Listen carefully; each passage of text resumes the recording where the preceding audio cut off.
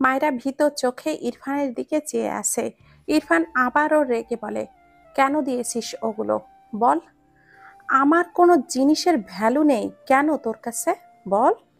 মায়েরা ঢোক গেলে আবারও কাঁপা কাঁপা কণ্ঠে বলতে চাই কিছু, তার আগেই গালে শক্তপোক্ত একটা থাপ্পড় পড়ে। মায়েরা হুমড়ি খেয়ে পড়ে, ডান দিকে হেলে গিয়ে জুতোর র্যাকের সাথে কপাল গিয়ে ঠেকে। রিতা দৌড়ে এসে ধরার আগেই ইরফান টেনে মায়রাকে তুলে বাঁ হাতে মায়রার গাল শক্ত হাতে ধরে দাঁতে দাঁত চেপে বলে, এত দয়ার শরীর তোর? কোথায় পেয়েছিস এত দয়া? পুরো পৃথিবীর জন্য এত মায়া, এত দয়া? সব ছুটাবো আজ। কথাটা বলে মায়রার একই গালে আগের চেয়েও জোরে আরেকটা থাপ্পড় মেরে দেয়। এতদিন পর এত শক্ত একটা থাপ্পড় খেয়ে মায়রার এমনিতেই মাথা ঘুরছিল, আবারও আরেকটা থাপ্পড় খেয়ে মায়রার মনে হলো গাল ছিঁড়ে গেল, কানটা ফেটে গেল। মায়রা আবারও হুমড়ি খেয়ে পড়ে যায়, জুতার র্যাকের সাথে আগের চেয়েও জোরে ধাক্কা খায়। ডান পাশের কপালের কোণে বেশ জোরে লেগেছে। মায়রার মাথাটা ঝিমঝিম করে ওঠে, চারপাশ কেমন যেন অন্ধকার লাগে। রোমা নেওয়াজ ইরফানের চিৎকারে ঘর থেকে বেরিয়ে এসেছিলেন। ইরফানকে এইভাবে মায়রাকে মারতে দেখে দ্রুত পায়ে এগিয়ে আসেন। ইরফান মায়রার দিকে আবারও এগোনোর আগেই রোমা নেওয়াজ দুই হাতে ইরফানকে ঠেলে শব্দ করে বলে ওঠে, ইরফান থেমে যাও। ইরফান এখনো জ্বলন্ত চোখে মায়রার দিকে চেয়ে আছে। তারেক নেওয়াজ বাইরে বেরিয়েছিলেন। ভেতরে প্রবেশ করে ভেতরের অবস্থা দেখে তার চোখে মুখে বিস্ময় ভর করে। ইরফানকে পাশ কাটিয়ে ভেতরে প্রবেশ করে। মায়রার পাশে রিতা বসে মায়রাকে আগলে নিয়েছে। তারেক নেওয়াজ মায়রার পানে চেয়ে রইল মায়া ভরা চোখে। মেয়েটি মাথা নিচু করে আছে, চোখ থেকে টপ টপ করে পানি পড়ছে, যেন বৃষ্টি ঝরছে। তারেক নেওয়াজ ইরফানের দিকে তাকালো। ইরফান এখনো মায়ার দিকে ভস্ম করে দেওয়া চোখে চেয়ে আছে। তারেক নেওয়াজের রাগ হয়, প্রচন্ড রাগ, আর নিতে পারছে না। ইরফানের সামনে গিয়ে দাঁড়ালো তারেক নেওয়াজ, রাগান্বিত স্বরে বলে, আমার মেয়ের গায়ে হাত তুলেছ কেন? ইরফান কোনো উত্তর করলো না, তার দৃষ্টি মায়রার পানে, চোখে মুখে এখনো রাগ ঝরছে। তারেক নেওয়াজের পছন্দ হলো না ইরফানের এই স্বভাব, ভীষণ চটলো আজ তার ছেলের ওপর। হঠাৎই ইরফানকে থাপ্পড় মারার জন্য হাত ওঠায়। তখনই ভেতর থেকে ত্রিনা বেগম বেরিয়ে এসে তার ভাই তারেক নেওয়াজের হাতটা আটকে ধরে বিস্ময় কণ্ঠে বলে, কি করছো ভাই? এভাবে মারছো কেন ইরফানকে? তারেক নেওয়াজ তার বোনের হাত ঝাড়া দিয়ে ছাড়িয়ে নিলেন। ইরফানের দিকে চেয়ে অসহায় কণ্ঠে বলে, আমি তোমাকে মানুষ করতে পারলাম না ইরফান। কথাটা বলে দুর্বল পায়ে এগিয়ে গিয়ে সোফায় বসলেন। তার শরীর খারাপ লাগছে। তিনি ভেবেছিলেন ইরফান মায়রাকে মেনে নিয়েছে, এতদিন পর এসে এই সিনারি দেখে সে আর নিতে পারছে না। ত্রিনা বেগম বিস্ময় চোখে ইরফানকে দেখল, সাথে মায়রাকে মেঝেতে বসে ওইভাবে নীরবে চোখের পানি ছেড়ে দিতে দেখে অবাক হলো। ইরফানের দৃষ্টি মায়রার পানে, রাগ কমেছে কিনা। র্যাকে একটা জোরে সোরে লাথি বসিয়ে হন হন করে বাইরে চলে যায়। মায়রা জুতোর র্যাকের পাশেই হাত রেখেছিল। ইরফান লাথি দেওয়ার হাতে কয়েকটা আঙ্গুল চাপাই পড়ে। মায়রার মনে হলো জান বের হয়ে যাবে, তবুও মেয়েটি একটা শব্দও বের করলো না। ধীরে ধীরে আহত হাতটি বের করে আনে। ত্রিনা বেগম দ্রুত বের হয়ে আসে, মায়রার সামনে বসে মায়রাকে আগলে নিল। মায়রা যেন একটা মায়ের কোল পেল এতক্ষণে। ত্রিনা বেগমকে জড়িয়ে ফুঁপিয়ে উঠল। রুমা নেওয়াজ দীর্ঘশ্বাস ফেলে স্বামীর পাশে গিয়ে দাঁড়ায়। ত্রিনা বেগম মায়রার গালে নজর করলে দেখল আঙ্গুলের ছাপগুলো যেন মায়রার ফর্সা গালে জলজল করছে। ত্রিনা বেগম মায়রার মুখ মুছে দিলেন আলতো করে, মৃদু স্বরে বলে, কান্না থামা মা। মায়রা দুই হাতে ত্রিনা বেগমকে জড়িয়ে রাখল। কান্না থামে না মেয়েটার। ত্রিনা বেগম ধরে ধরে নিয়ে গিয়ে তারেক নেওয়াজের পাশে বসিয়ে দেয়। মায়রা মাথা এলোমেলো, হেজাব খুলে নিজ হাতে মায়রার দিকে পানি এগিয়ে দেয়। মায়রা একটু পানি খেয়ে মাথা নিচু করে থাকে। ত্রিনা বেগম মায়রার পাশে বসে মায়রাকে জড়িয়ে নিল তার সাথে। মায়রা ত্রিনা বেগমের কাঁধে মাথা রেখে চোখ বুজে নেয়, বন্ধ চোখের পাতা দিয়ে অশ্রু গড়ায়। তারেক নেওয়াজ অসহায় চোখে মায়রার মলিন মুখটার দিকে চেয়ে রইল। হাত বাড়িয়ে মায়রার মাথায় হাত বুলিয়ে তুই সম্বোধন করে বলে, আমায় ক্ষমা করিস মা, আমার ছেলের সাথে বিয়ে দিয়ে আমি তোর নিজের বাবা হতে চেয়েছিলাম, কিন্তু তা তো হতে পারলাম না। উল্টো আমার ছেলেকে দিয়ে তোর ওপর নির্যাতন বাড়িয়ে দিয়েছি। কথাটা বলে তারেক নেওয়াজ একটা দীর্ঘশ্বাস ফেলে তার ঘরের দিকে চলে যায়। রোমা নেওয়াজ মায়রার জন্য ভাত বেড়ে ত্রিনা বেগমের কাছে দিয়ে বলল, ওকে খাইয়ে দিও। ত্রিনা বেগম মাথা নেড়ে বলে, আচ্ছা ভাবি। রোমা নেওয়াজ তার স্বামীর পিছু গেলেন। তিনি বুঝেছেন তারেক নেওয়াজ আজকের ঘটনা নিয়ে বেশ কষ্ট পেয়েছেন। ইরফানের উত্তর। রোমা নেওয়াজ তার স্বামীর পিছু গেলেন। তিনি বুঝেছেন তারেক নেওয়াজ আজকের ঘটনা নিয়ে বেশ কষ্ট পেয়েছেন। ইরফানের উপর তার নিজেরও কেন যেন অনেকটা রাগ হলো। এই বাচ্চা মেয়েটাকে এইভাবে মারে তার ছেলেটা, কিন্তু তিনি কি করবেন? ইরফান কি কখনো শুধরাবে না? আজকেও ভেবেছিল ইরফান মায়রাকে মেনে নিয়েছে, অথচ আবারও সেই আগের সিন। রোমা নেওয়াজের ভেতর থেকে একটা হতাশার শ্বাস বেরিয়ে আসে। ত্রিনা বেগম হাত ধুয়ে এসে ভাত মাখিয়ে মায়রার সামনে ধরলে মায়রা মুখ ফিরিয়ে ভাঙা গলায় বলে, খাবো না আম্মাজান, আমি ঘুমাবো। ত্রিনা বেগম মায়রার মাথায় বা হাতটা রেখে বলে, বাচ্চামি করিস না মা, খেয়ে ঘুমাবি, রাতে না খেয়ে থাকলে সকালে শরীর তুলতে পারবি না। মায়রা মলিন গলায় বলে, এসবের আমার অভ্যাস আছে আম্মাজান, কিছুই হবে না। ত্রিনা বেগম মায়া ভরা চোখে মায়রার দিকে তাকিয়ে রইল। মেয়েটা কত ভারী কথা বলে দেয়। ত্রিনা বেগম বুঝলেন মায়রা প্রায়ই রাতে না খেয়ে ঘুমাতো। তিনি জোর করেই মায়রাকে কয়েকবার খাইয়ে দেন। এরপর মায়রাকে তার ঘরে নিয়ে যায়। মায়রা আজ আর কিচ্ছু বলল না। গায়ের বোরখাটা খুলে রেখে চুপ করে বেডের এক কোনায় গিয়ে শুয়ে পড়ে। ত্রিনা বেগম মায়রাকে দেখলেন, ইরফান কেন এইভাবে মারে মেয়েটাকে। মায়রার অনেক কাজ বিরক্তিকর হতে পারে, সে নিজেও মায়রার কিছু কাজে বিরক্ত হয়, কিন্তু এই ফুলের মতো মেয়েটাকে দেখলে কি যে মায়া হয়। তাকে কিভাবে ইরফান মারে? ভদ্র মহিলার সত্যি নিজেকেই অসহায় লাগলো। আসলেই ইরফানের জন্য মায়রা নয়, তাই ভাইজান কাজটা ভালো করেনি। ইরফান মায়রার মতো মেয়েটাকে নিতে পারে না। ইরফানের জন্য শান্ত শিষ্ট বুঝদার মেয়েই প্রয়োজন ছিল, মায়রা যার উল্টো। আর মায়রার জন্য এরকম একজন দরকার ছিল যে মায়রার চঞ্চলতা, বোকামি, বাচ্চামি এইসব সহ্য করতে পারবে। মেয়েটির গল্প সে তার ভাইয়ের কাছে শুনেছে। তার মায়রার জন্য কান্না আসে কেন যেন। মেয়েটার ভালো থাকাটা বোধহয় ভাগ্যে লেখা নেই। মায়রার হঠাৎই ঘুম ভেঙে যায়। পাশ ফিরে দেখলো ত্রিনা বেগম ঘুমিয়েছে। মায়রা ধীরে ধীরে শোয়া থেকে উঠে বসে। মাথার কাছেই একটা ছোট্ট ঘড়ি দেখলো মায়রা, 11টা বাজে। মায়রা চুপ করে বেশ অনেকক্ষণ বসে থাকলো। এতদিন পর ইরফানের হাতে শক্ত মার খেয়ে মেয়েটার মন বিষিয়ে উঠল। চোখের কোণ ঘেঁষে পানি গড়িয়ে পড়ে।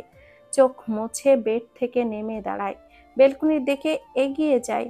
বেলকনিতে গিয়ে বেশ কিছুক্ষণ একা একা দাঁড়িয়ে থাকে মায়রা। বিষণ্ণ মনে, কিছুটা নীরব, কিছুটা ব্যস্ত শহর দেখে। রং বেরঙের লাইট রাতের অন্ধকারময় চারপাশটাকে আলোকিত করে রেখেছে। থেকে থেকে গাড়ি, বাইক, ট্রাক সব নিজ নিজ গন্তব্যে ছুটেছে। মায়রা নীরব চোখে চেয়ে দেখে। একসময় মাথা তুলে খোলা আসমানের দিকে তাকায়। আজ জ্যোৎস্না নেই, তবুও মায়রার আকাশটা ভালো লাগলো। ইরফানের দেওয়া থাপ্পড়গুলোর কথা মনে পড়ল। সেই প্রথম দিনের থাপ্পড় খেয়ে মায়রার শুধু তার না দেখা মায়ের কথাই মনে পড়ত। নিজের জন্য তেমন কষ্ট হতো না, সে তো ইরফানকে ভালোবাসতো না।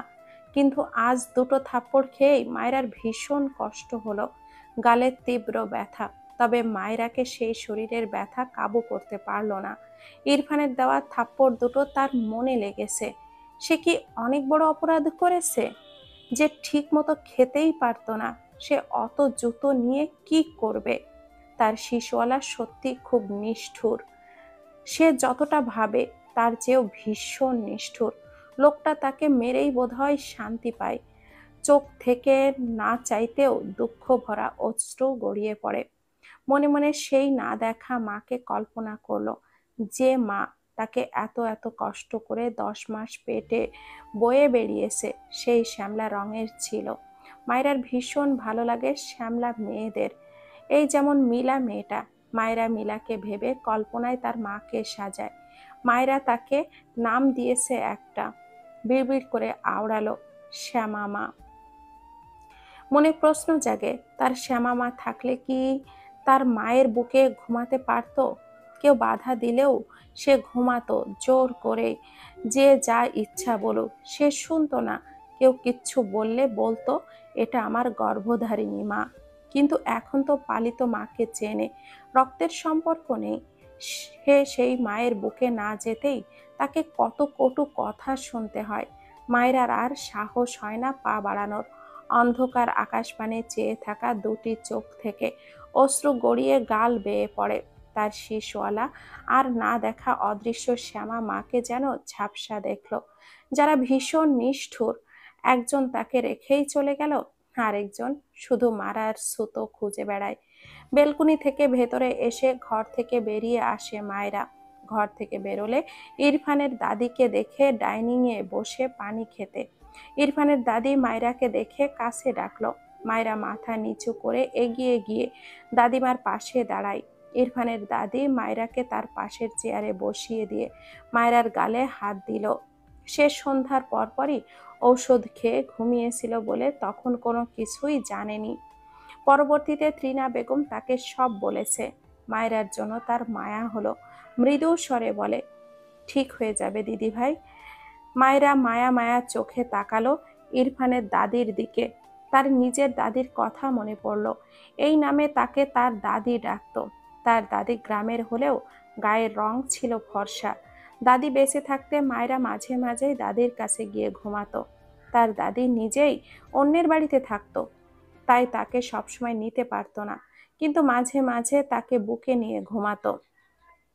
একদিন সেই বুকটাও হারিয়ে গেল মায়রার জীবন থেকে। সবাই তাকে একা ফেলে চলে গেল। মায়রা ইরফানের দাদির দিকে চেয়ে আবদার করে, দাদিমা, আজ আপনার সাথে আমায় ঘুমাতে নিবেন? ইরফানের দাদি মৃদু হেসে বলে, অবশ্যই দিদি ভাই। মায়রার মুখেও ছোট্ট একটি প্রাপ্তির হাসি ফুটে ওঠে। রাত বাজে 1টা। ইরফান বাড়ি ফিরেছে। ঘরের লাইট জ্বালালো। বেডের ওপরে নজর করলে দেখলো বেড ফাঁকা। ইরফান ঢোক গেল। দ্রুত পায়ে বেলকুনিতে গিয়ে চেক করলো মায়েরা আছে কিনা। নেই। ওয়াশরুমে চেক করলো, কিন্তু পায় না। ইরফান ফোঁস করে শ্বাস ফেলে। ঘর থেকে বেরিয়ে দ্রুত পায়ে সিঁড়ি বেয়ে নামতে থাকে। তার ফুপু দাদি দুজনেই আছে। তাদের কারোর কাছে মায়েরা আছে বলে মনে হয় ইরফানের। ইরফান আগে তার ফুপুর ঘর চেক করলো। মায়রাকে না পেয়ে সরাসরি তার গ্র্যান্ড মায়ের ঘরে যায়। দরজা ঠেলে ভেতরে প্রবেশ করলো। ড্রিম লাইটের আলোয় মায়রার মুখটা সর্বপ্রথম তার চোখে পড়ল। তার গ্র্যান্ড মাকে জড়িয়ে ধরে ঘুমিয়ে আছে। ইরফান ধীর পায়ে এগিয়ে গিয়ে মায়রার পাশে দাঁড়ায়। মায়রার মুখপানে চেয়ে থাকে, চোখে মুখে অসহায়ত্ব। আজ কতদিন পর রাগটাকে সামলে নিতে না পেরে আবারও আবারও তার বার্ড ফ্লাওয়ারকে আঘাত করলো। ইরফানের গলা শুকিয়ে আসে। সামান্য নিচু হয়ে মায়রাকে তার গ্র্যান্ড মায়ের কাছ থেকে ছাড়িয়ে নেয়। মায়রাকে কোলে নিতে গেলে ইরফানের দাদি মায়রাকে নিজের হাতে শক্ত করে ধরে বলে, কেন এসেছো এখানে? ইরফান ভুরু কুঁচকে গম্ভীর গলায় বলে, ওকে দাও। ইরফানের দাদি মায়রার মাথায় হাত বুলিয়ে রেগে বলে, ওকে ভুলে যাও, ওকে আর পাবে না তুমি। আমি তোমাদের মাঝে সব ঠিক করতে আসলাম। দেখে যায় এতটুকু ঠিকঠাক লাগলো, সব এখন শেষ। ওকে আমি আমার সাথে কানাডা নিয়ে গিয়ে কানাডিয়ান এক ছেলের সাথে। ইরফান তার গ্র্যান্ড মায়ের কথা বলার মাঝে শক্ত গলায় শব্দ করে বলে ওঠে, গ্র্যান্ড মা। এত শব্দ করে কথা বলায় মায়েরা ঘুমের মধ্যেই নড়ে চড়ে ওঠে। ইরফানের দাদি চোখ বুজলেন। তিনি রেগে আছেন ইরফানের ওপর। এই মেয়েটাকে মেরে গালটার কি অবস্থা করে দিয়েছে। চোখ বুজে রেখেই বলে, ইরফান দাদু ভাই, তুমি এখান থেকে যাও। তুমি কি দেখছো ওর গালের অবস্থা? তোমার মাঝে দয়া মায়া নেই? ও আমার সাথেই থাকুক, তুমি যাও। ইরফান মায়রার দিকে তাকালো, জিভ দিয়ে ঠোঁটটা ভিজিয়ে মাথা নিচু করে মায়রার গালে দুটো চুমু খায়। ইরফানের দাদি চোখ ছোট ছোট করে বলে, আমাকে তোমার চোখে পড়ছে না? ইরফান গম্ভীর গলায় বলে, ওকে দিচ্ছ না তো কি করব? ওকে এখানেই আদর করছি, তুমি চাইলে দেখো। ইরফান দাদি চোখ মুখ কুঁচকে তাকিয়ে বলে, তুমি যাবে এখান থেকে? ইরফান বিরক্তির কণ্ঠে বলে, আমার বার্ড ফ্লাওয়ারকে আমাকে দাও, আমি কিন্তু নিজেই নিতে পারবো, তুমি ব্যথা পাবে বলে চেয়ে নিচ্ছি। ইরফানের দাদি আবারও চোখ বুজে বলে, তুমি যাও এখান থেকে, আজ কিছুতেই আমার দিদি ভাইকে তুমি পাবে না। ইরফান মায়রাকে টেনে ধরে বলে, গ্র্যান্ডমা, ওকে ছাড়ো। ইরফানের দাদি মায়রাকে ছাড়ে না, রেগে বলে, ইরফান, আমি কিন্তু তোমাকে মারবো, ওকে ছাড়ো। ইরফান অসহায় কণ্ঠে বলে, গ্র্যান্ডমা, তুমি ওকে ছাড়ো প্লিজ। ইরফানের দাদি এবার কিছুটা দমলো মনে হয়। ইরফানকে একটু অন্যরকম লাগছে। মায়রাকে ছেড়ে দেওয়ার সাথে সাথে ইরফান মায়রাকে কোলে তুলে নেয়। 1 সেকেন্ডও সময় নষ্ট না করে বড় বড় পা ফেলে ঘর থেকে বেরিয়ে যায়। ইরফানের দাদি অবাক হয় ইরফানের কাণ্ডে। এ এমন ধূপাধাপ মেরে দেয়, আবার এই মেয়ে ছাড়াও ওর চলে না। একে কিভাবে সিধে করা যায়? ইরফান মায়রাকে তার বেডে শুইয়ে দিল, এরপর বাইরে গিয়ে ফ্রিজ থেকে বরফ নিয়ে আসে। মায়রার পাশে বসে দুই হাতে খুব মনোযোগ দিয়ে মায়রার গালে বরফ দিয়ে দেয় আলতো হাতে। মায়রার চোখে মুখে বিরক্তি, গালে ঠান্ডা অনুভূত হওয়ায় মেয়েটার চরম বিরক্তিতে এপাশ থেকে ওপাশ ফিরে শুয়ে পড়ে। ইরফান মায়রার দিকে হেলে গিয়ে মায়রাকে তার দিকে ফেরায়, মুখ নামিয়ে মায়রার ভেজা গালে চুমু আঁকে, হাতের অর্ধেক বরফ ছুঁড়ে ফেলে হাত থেকে। এরপর আবারও আহত গালে বেশ কয়েকটা চুমু আঁকে। এরপর ইরফান বেড থেকে নেমে গিয়ে ওয়াশরুমে গিয়ে শাওয়ার নিয়ে বেরিয়ে আসে। ঘড়িতে এখন সময় দেখে 1:25। এগিয়ে গিয়ে তার লাগেজ গোছায়, বেশ সময় নিয়ে তার কাজ শেষ করে। এরপর সে নিজে ফর্মাল শার্ট প্যান্ট পরে নেয়, সাদা শার্ট, ওপরে কালো কোট কালো প্যান্ট।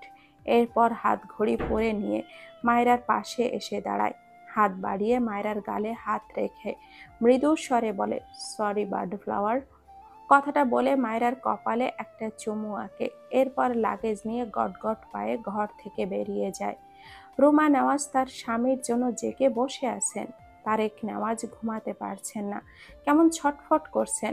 রুমা নেওয়াজ পানি আনার জন্য দরজা খুলে দাঁড়ালে ইরফানকে দেখে অবাক হয়, বেশ অবাক হয়।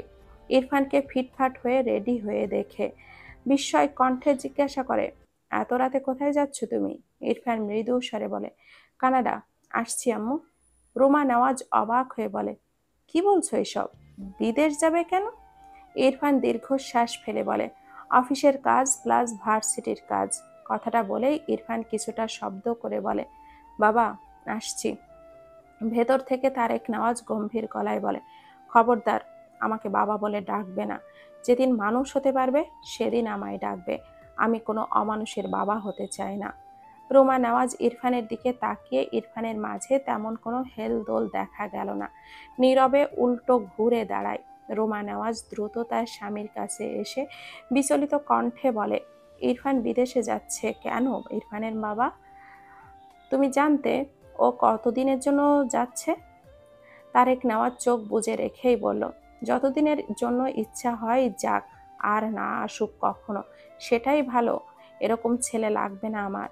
রোমা নেওয়াজের চোখ ছলছল করে ওঠে, অতঃপর ভাঙা গলায় বলে, তুমি আমার ছেলেটার সাথে এরকম করছো কেন?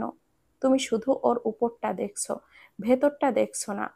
ও তোমার সেই আদরের মেয়ে, কত যত্ন করে সেসব দেখো না? তুমি জানো তোমার সেই আদরের মেয়ে কি করেছে? ওকে আমার ছেলেটা ভালোবেসে কতগুলো জুতো এনে দিয়েছে। তোমার আদরের সেই মেয়ে আমার ছেলের কথা না ভেবে সবাইকে বিলিয়ে দিয়েছে। এটা কি ও ঠিক করেছে? তারেক নেওয়াজ তার স্ত্রীর কথা শুনে রেগে তাকালো, শক্ত গলায় বলল, একদম ছেলের হয়ে সাফাই গাইবে না। ওটাকে আজ আমার মানুষ বলতে ইচ্ছে করছে না। ওই ফুলের মতো মেয়েটাকে মারতে তোমার ছেলের বুক তো দূর, সামান্য হাতটাও কাঁপে না। ও কত বড় অপরাধ করেছে। মানলাম তোমাদের মা ছেলের কথা ঠিক, সে অনেক বড় অপরাধ করেছে, কিন্তু ও বাচ্চা মেয়ে, আরো হাজারটা অপরাধ করবে, তাই বলে ওকে মারতে হবে? তারেক নেওয়াজ কথা বলতে বলতে হাইপার হয়ে যায়, একটু থেমে শ্বাস নেয়। লোকটার চোখের সামনে কিছু স্মৃতি ভেসে ওঠে, গলার জোর কমে যায়, মলিন গলায় বলে, মায়েরা যে পরিবেশে বড় হয়েছে তুমি কল্পনাও করতে পারবে না রুমা। একদিন বিকেলে আমি ওদের বাড়ি গিয়েছিলাম, মায়েরার জন্য আমি ওদের বাড়ি যেতাম সব সময়, তুমি তো জানোই। তো গিয়ে বাড়ির উঠোনে মাত্রই পা রেখেছি, তখনই দেখি একটা মেয়ে আমার পায়ের কাছে এসে হুমড়ি খেয়ে পড়ল। আমি এত অবাক হয়েছি, মায়েরা দ্রুত আমার পায়ের কাছ থেকে উঠে দাঁড়ায়, এরপর কাচুমাচু হয়ে দাঁড়িয়ে আমাকে সালাম দেয়। আমি কথা বলতে পারছিলাম না, মেয়েটার দুই গাল পুরো কেটে রক্ত ঝরছিল, যেন এমন হয়েছিল মায়েরার সৎ বাবা এভাবে মেরেছিল। কারণ জানি না, মায়েরাকে সেদিন দেখে অবাক হয়েছিলাম। মেয়েটার চোখে লজ্জা ছিল, আমার সামনে মার খাওয়ায় হয়তো লজ্জা পেয়েছিল, আর মুখে হাসি। আমি হাসতে পারলাম না অমন ফুলের মতো মেয়ের গালের অবস্থা দেখে। তার সৎ বাবা আমার পাশ কাটিয়ে চলে গেল। মেয়েটি দৌড়ে গিয়ে ভেতর থেকে মোড়া এনে আমার দিকে এগিয়ে দিয়ে কি মিষ্টি করে বসতে বলল। আমি কি বলবো বুঝিনি, শুধু মেয়েটাকে দেখেই গিয়েছিলাম। কথাটা বলে তারেক নেওয়াজ শ্বাস নেয়, বেশ কিছুক্ষণ চুপ থেকে আবারও বলে, এরপর আরেকদিন গিয়েছি, হঠাৎই আমার সামনে ভাতের থালা উল্টে এসে পড়ে।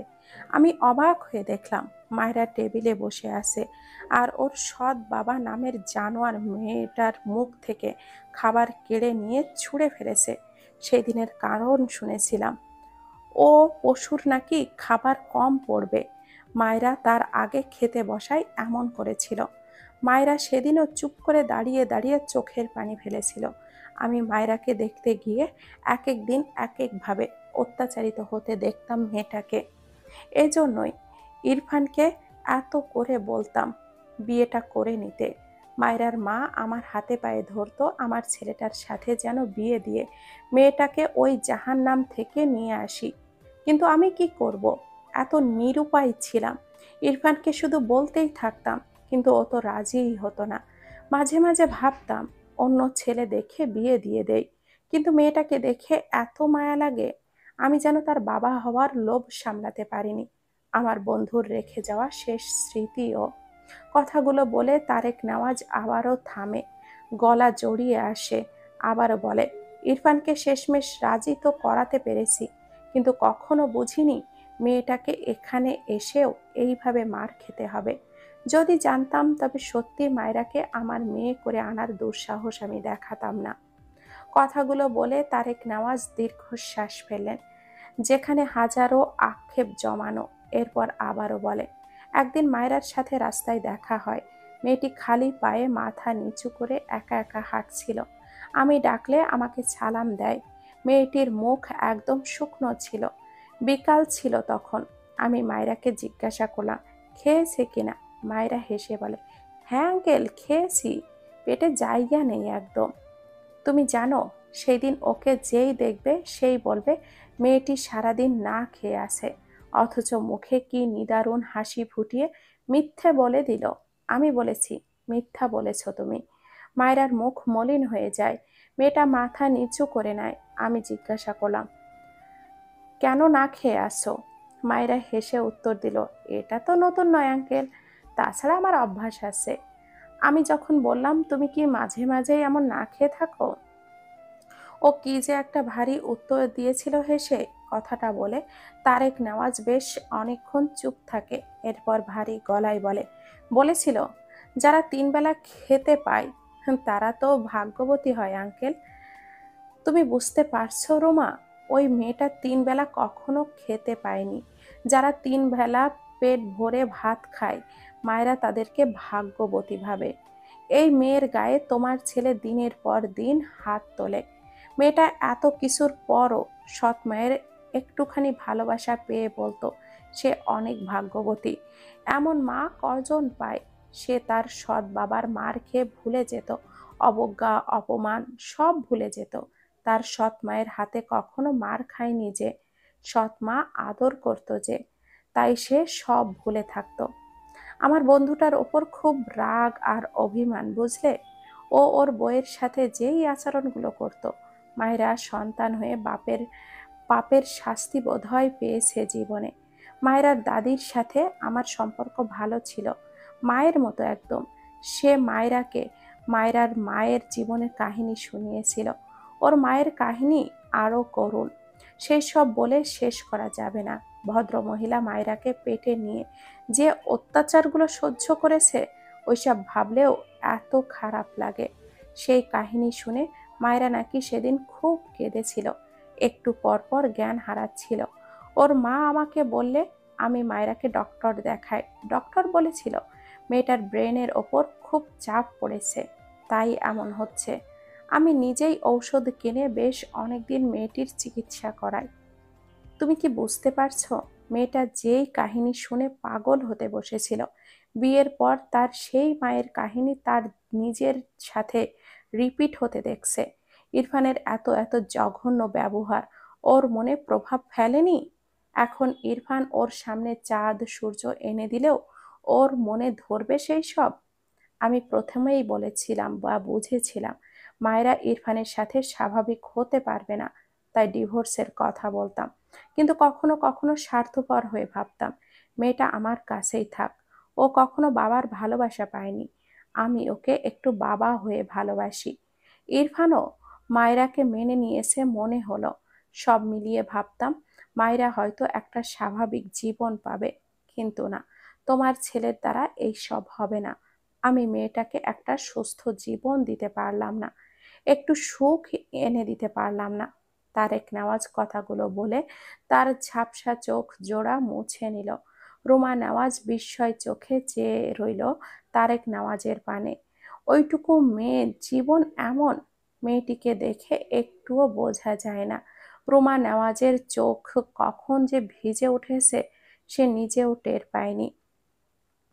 ইরফান বেশ কিছুক্ষণ তার বাবা মায়ের ঘরের সামনে দাঁড়িয়ে ছিল। পা বাড়াতে নিলে তার বাবার কিছু কথা শুনে থেমে যায়। মায়ের জীবন কাহিনীর এক টুকরো দুঃখ তার কানে এসে বাড়ি খায়। তার কষ্ট হচ্ছে, অস্থির লাগছে। ইরফান এক প্রকার দৌড়ে সিঁড়ি বেয়ে উপরে উঠে যায়। তার ঘরের ভেতর প্রবেশ করে তার পায়ের গতি থামিয়ে দেয়। বেডের দিকে তাকায় অসহায় চোখে। মায়েরা গুটিসুটি মেরে শুয়ে আছে, ডান হাতটি ডান গালের নিচে পেতে। কি নিশ্চিন্তে ঘুমায় মেয়েটা। ইরফান ঢোক গেলে তার বাবার কথাগুলো কানে বাজে। তার বার্ড ফ্লাওয়ার কখনো 3 বেলা খেতে পারেনি। তার বার্ড ফ্লাওয়ারের সামনে থেকে ভাতের প্লেট উল্টে ফেলে দেওয়া হতো। এত কষ্ট পেয়ে বার্ড ফ্লাওয়ার কোটিপতি হওয়ার ইচ্ছে করেছিল। ইরফান 2 হাতে মায়রার চুল টেনে ধরে। তার বার্ড ফ্লাওয়ারকে অন্য কেউ মেরে মেরে কেটে দিত। এরপর বিয়ের পর সেও মারত তার বার্ড ফ্লাওয়ারকে, আজও মেরেছে। ইরফান ডান হাত উঠিয়ে বুকের বাঁ পাশে কয়েকবার মালিশ করে। কেমন যেন চিনচিনে ব্যথা করছে, গলা শুকিয়ে আসছে। হঠাৎই বড় বড় পা ফেলে এগিয়ে গিয়ে বেডের ওপরে উঠে মায়রাকে শক্ত করে নিজের সাথে জড়িয়ে ধরল। তার শরীর কাঁপছে মৃদু। মায়রা ঘুমের মাঝে নড়ে চড়ে ওঠে এত শক্ত বাঁধন অনুভব করে। ইরফান মায়রার গলায় মুখ গুজে কাঁপা কাঁপা কণ্ঠেও বিড় বিড় করে, I am really sorry bird flower. কিছুক্ষণ পর মাথা তুলে ঘুমন্ত মায়রার মুখপানে অসহায় চোখে চেয়ে কেমন করে যেন ডাকে, বার্ড ফ্লাওয়ার। মায়রা ঘুমের ঘোরে ফোঁপানো কণ্ঠে বলে, শিশুয়ালা আমায় মেরে। ইরফান মায়রাকে শেষ করতে দেয় না, তার ঠোঁট দ্বারায় মায়রার ঠোঁট চেপে ধরে। শব্দ করে একটা চুমু আঁকে মায়রার শুকনো ঠোঁট জোড়ায়। এরপর মায়রার কানের কাছে মুখ নিয়ে ছোট্ট করে বলে, I promise you bird flower, I will never hurt you again. কথাটা বলে মায়রার দিকে তাকালে দেখলো মেয়েটা ঘুমে বিভোর। কতক্ষণ যে মায়রার মুখপানে চেয়ে রইল তার ইয়ত্তা নেই। এরপর বেড থেকে নেমে টেবিলের ওপর থেকে একটি প্যাড আর একটি কলম নিয়ে আবারও বাঁ হাতে মায়রাকে জড়িয়ে নেয় নিজের সাথে। মায়রার মাথা তার বুকে চেপে রাখে, তার বাঁ গাল মায়রার মাথায় ঠেকিয়ে রাখে। ডান হাতের প্যাডে মায়রার মাথার কাছে বালিশের ওপরে রেখে মেলে। এরপর কলমের হেড খুলে লেখার জন্য কলম ধরে, হাত কাঁপছে। মুখ নামিয়ে মায়রার মাথায় একটা চুমু আঁকে। এরপর লেখা শুরু করে, আমার একান্ত বার্ড ফ্লাওয়ার। আমার বার্ড ফ্লাওয়ার কে জানো? আমার মায়রা পরি। বার্ড ফ্লাওয়ার আমার এক ভয়ানক আসক্তি, যে আসক্তির শিকড় বহুবার ছিঁড়তে গিয়ে আমি বারবার ভীষণ বাজেভাবে জড়িয়ে গিয়েছি বার্ড ফ্লাওয়ার নামক আসক্তির শিকড়ে। যে আমার বার্ড ফ্লাওয়ারকে আঘাত করেছে তার শাস্তি তোমার শিশওয়ালা প্রস্তুত করবে। আর তোমার শিশওয়ালা তোমায় যে আঘাত করেছে এর শাস্তি শিশওয়ালার বার্ড ফ্লাওয়ার দিবে। তোমার শিশওয়ালা তার বার্ড ফ্লাওয়ারের থেকে শাস্তি পেতে খুব শীঘ্রই তোমার চরণে মাথা পাতবে। তুমি শাস্তি প্রস্তুত করে নাও। তোমার হার্টলেস শিশওয়ালা তার বার্ড ফ্লাওয়ারের শাস্তি গ্রহণ করবে নিঃশব্দে। আর তারপর সে তার বার্ড ফ্লাওয়ারের সম্পূর্ণ সংস্পর্শে আসবে তোমার সকল অভিমান অভিযোগ মুছে দিতে। ইতি তোমার একান্ত শিশওয়ালা। লেখাটা শেষ করে ইরফান কাগজটি ছিঁড়ে এক ভাঁজ করে বালিশের ওপর রেখে দেয়। কাগজটির ওপর কলম। এরপর মায়রার সারা মুখে ছোট ছোট বেশ অনেকগুলো চুমু আঁকে। সবশেষে কপালে সময় নিয়ে ঠোঁট দাবিয়ে রাখে। এরপর মায়রাকে ছেড়ে বেড থেকে নেমে দাঁড়ায়। মায়রা গুটি সুটি মেরে শুয়ে পড়ে। ইরফান মায়রাকে কাঁথা দিয়ে ঢেকে দেয়। ঘরে এসি অফ করে হালকা করে ফ্যান দেয়। মায়েরা ঘুমন্ত রেশ অনেকক্ষণ চেয়ে থাকে। এরপর সময় নষ্ট না করে ঘর থেকে বেরিয়ে যায়। ইরফান লাগেজ গাড়ির ডিকির ভেতরে রাখলো। তখনই পেছন থেকে শুদ্ধ ঘুম জড়ানো কণ্ঠে বলে, কিরে, তোর না কালকে যাওয়ার কথা ছিল, আজ যাচ্ছিস যে? ইরফান কিছুই বলল না। শুদ্ধ বিরক্ত হলো। সে ইরফানদের বাড়িতেই ছিল, তবে বাইরে থেকে এসেছিল 10টার পর পর। এসেই ঘুমিয়েছিল। এখন তার মামা তাকে ডেকে ওঠালো। ইরফানকে এয়ারপোর্টে ড্রপ করে দিয়ে আসতে বলল। এগিয়ে এসে বলে, আজ যাচ্ছিস কেন? ইরফান গম্ভীর গলায় বলে, মাই উইশ, তুই গাড়ি নিয়ে আয়। কথাটা বলে ইরফান তার বাইকের কাছে যায়। বেশ অনেকগুলো দিন পর বাইকের কাছে আসলো। ইরফান বাইকের হেলমেটটা পরে বাইকে উঠে বসলে শুদ্ধ ভুরু কুঁচকে বলে, বাইক? গাড়ি একসাথে কেমনে আনবো আমি? ইরফান গম্ভীর স্বর, এই বাইক টাচ করলে হাত ভেঙে দিব। কথাটা বলে বাইক স্টার্ট দেয়। চোখের পলকে হাওয়া হয়।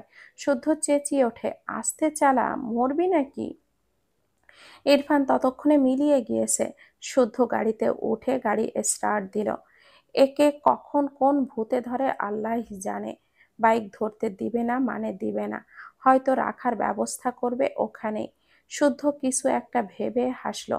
এয়ারপোর্টে পৌঁছে শুদ্ধ লাগেজ নিয়ে বেরিয়ে আসে গাড়ি থেকে। এক সাইডে ইরফানকে উল্টো ঘুরে দাঁড়িয়ে থাকতে দেখে এগিয়ে এসে বলে, ধর তোর লাগেজ। ইরফান উল্টো ঘুরে শুদ্ধর দিকে তাকিয়ে বলে, ওকে দেখে রাখবি? শুদ্ধ মিটিমিটি হেসে বলে, হ্যাঁ হ্যাঁ অবশ্যই, তুই থাকবি না, আমি দেখে রাখবো। সময় সুযোগ করে ডেট করব, চলবে না সোনা? ইরফান বিরক্ত চোখে তাকালো শুদ্ধর দিকে। গম্ভীর গলায় বলে, ফারহার পিছে কাউকে লাগাইনি বলে সাহস পাচ্ছিস? ফিরে এসে আগে এই ব্যবস্থা করব, ওয়েট। শুদ্ধ মেকি হেসে বলে, আরে এসব কি অভদ্র কথা? আমি বলতে চাচ্ছিলাম, মায়েরা তো আমার মায়ের পেটের বোনই প্রায়। ও আসলে আমার মায়ের পেটের থেকে বেরিয়ে গিয়ে অ্যাক্সিডেন্টালি কার না কার পেট থেকে বেরিয়ে গিয়েছে। ইরফান শুদ্ধর হাতের থেকে লাগেজটা নিয়ে এগিয়ে যায় কয়েক পা। হঠাৎই থেমে গিয়ে পিছু ফিরে ডাকে, শুদ্ধ। শুদ্ধ ফোনে কিছু করছিল। ইরফানের ডাকে শুদ্ধ মাথা তুলে তাকায়। এগিয়ে গিয়ে ইরফানের সামনে দাঁড়ালে ইরফান বলে, ওকে কলেজ গেট থেকে বের হতে নিষেধ করবি, আর একা একা কোথাও যেতে দিবি না। ঢোক গিলে বলে, আর ও যখন যা খেতে চাইবে সব এনে দিবি। শুদ্ধ কিছু বলতে চায়, তার আগে ইরফান বলে ওঠে, আই রিকোয়েস্ট ইউ, ওকে নিয়ে আর একটাও ফান করবি না। সবাইকে অনেক অনেক ধন্যবাদ। গল্পটির নাম হচ্ছে প্রণয়ের অমল কাব্য। লিখেছেন ডিআরএম সোহাগ। ভাইয়ার পেজের নাম ডিআরএম সোহাগ হানি। ভালো থাকবেন, সুস্থ থাকবেন। আল্লাহ হাফেজ।